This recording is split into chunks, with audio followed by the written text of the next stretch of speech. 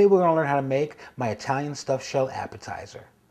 So what we're going to need here is a baking pan with some tin foil on it.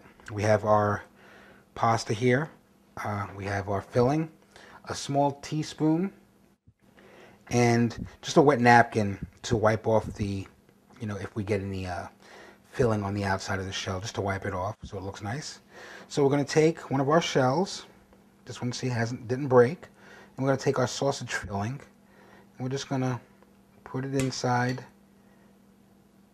the shell, like so. Just little scoops, because you want to make it nice and neat.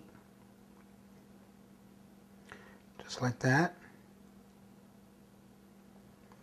And then kind of squeeze it a little, and place it on your baking pan. And you take the next shell, take some more sausage filling, and just kind of fill it up. So we got a little on the outside, so I'm going to wipe that clean with the napkin. Nicely. Like so. And then this one, squeeze it. I'm going to take the napkin here and just wipe off the side of the shell, just so it looks good. And we'll place that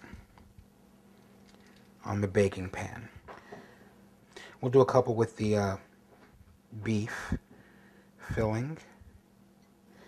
Take a little bit here and place it inside the actual shell. Try to keep it propped open with your thumb if you possibly can, because it's a little soft and wet. Just get our beef filling, fill it up nicely, spread it around, and then just give it a little squeeze, and place it on the other side of the pan. So we're going to have our sausage stuffed shells here, and we're going to have our beef stuffed shells here. Spread it around, make sure it's full, and then kind of just squeeze it. And we have a little extra on the side here, so let's take a little off here. It's a little bit too much. And then we'll just, with the damp napkin, just kind of wipe the sides and place it neatly on the tray. So I'm going to finish these, and then I'll show you how to dress the shells.